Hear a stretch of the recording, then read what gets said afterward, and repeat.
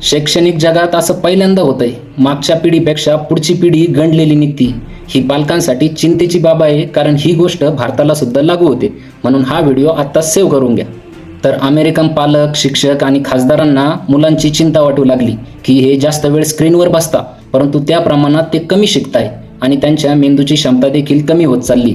मग त्यांनी या विषयावर चर्चा करण्यासाठी व पुरावे ऐकण्यासाठी अमेरिकन सिनेटमध्ये एक विशेष सत्र बोलवले। यावर बोलण्यासाठी त्यांनी शैक्षणिक न्यूरोसायंटिस्ट जेरड हॉरवर्थ यांना बोलवले। त्यांनी असे सांगितले, शतकानुशतके प्रत्येक पिढी आधीच्या पिढीपेक्षा कॉग्निटिव्ह मापदंडावर चांगली कामगिरी करत होती, पण 2000 नंतर 2010च्या आसपास हा ट्रेंड नेमका उलटला। आधुनिक इतिहासात पहिल्यांदाच आपण ज्यांना जेनझी म्हणतो ते मुलं, विद्यार्थी आपल्या पालकांपेक्षा अंडर परफॉर्मिंग झाले, म्हणजे कमी पारंगत झाले। यालाच रिव्हर्स फ्लिन इफेक्ट म्हणतात। फ्लिन इफेक्ट म्हणजे मागील पिढीपेक्षा पुढच्या पिढीचा IQ 2-3 ने वाढत असतो। हाच इफेक्ट इथं उलटा झालाय। आधी कित्येक जणांना असं वाटलं की शिक्षकांचा दोष असेल, जे तंत्रज्ञानाला नीट हाताळू शकत नाही, पण अनेक चाचण्या आणि खूप मोठ्या विश्लेषणानंतर त्यांना कळलं की ही शिक्षण पद्धतीची समस्या नाहीये, तर ही जैविक समस्या आहे। कारण मानवी प्राणी स्क्रीन बरोबर शिकण्यासाठी विकसित झालेला नाही। अत्याधिक स्क्रीन टाईम, सोशल मीडिया, सततचं असणारं डिस्ट्रॅक्शन, मेंदूचे काम डिव्हाइसवर सोपणे, तंत्रज्ञान आधारित शिक्षणात बदल, एफर्टलेस प्रॅक्टिस यामुळे ही समस्या उद्भवली। पण मग सिस्टीमने या समस्येला सोडवलं नाही, तर परीक्षा सोप्या केल्या। त्यात ग्रेडिंग पद्धती, मूल्यमापनाचे ढिल्ले निकष आणले, फुकटचे मार्क्स द्यायला सुरुवात केली, ज्यामुळे पोरांना मार्क्स तर खूप पडताय, पण ते निव्वळ माठ दिसून येतात।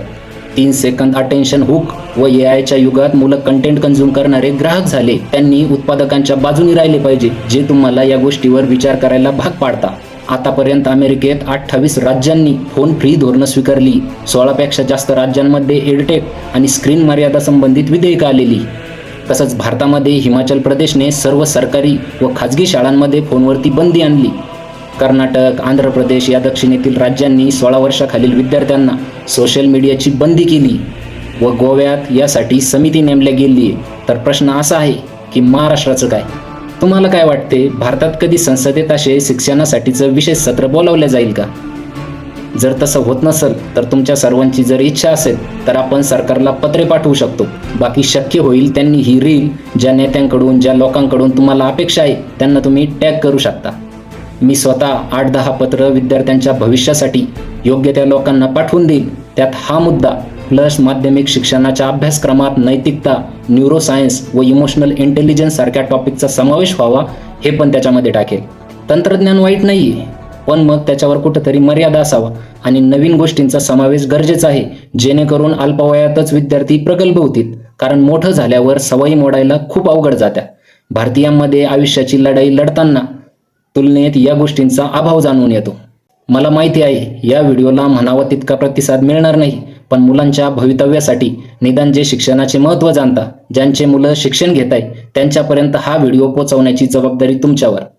हिंदी आणि इंग्रजीमध्ये सुद्धा हा व्हिडिओ टाका। शेवटी शोकांतिका सांगून जातो, 7 वर्षाचा पोरगा म्हणतोय इन कटवो को मार दूंगा, कोणी म्हणतंय पाकिस्तान जिंदाबाद, कोणी हिंदू राष्ट्र जिंदाबाद, कोणी डुक्कर पाळायला सांगतंय, कोणी तलवारी घ्या म्हणतंय, कोणी कपडो से पहचानो म्हणतंय, कोणी मंदिर खोदून मस्जिद शोधा म्हणतंय, कोणी गौरवशाली इतिहासाचे नकाशे काढून टाकतंय, कोणी मनुस्मृती लागू करा म्हणतंय।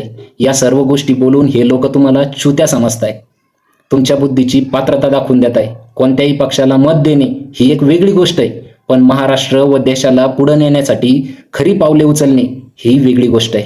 मागच्या 77 दिवसामध्ये मी देशद्रोही, पाकिस्तानी, हिंदू विरोधी असं सर्व काही झालोय, पण तरी माझ्यासोबत जोडल्यानंतर तुमच्या पोरांचं नुकसान होऊ देणार नाही।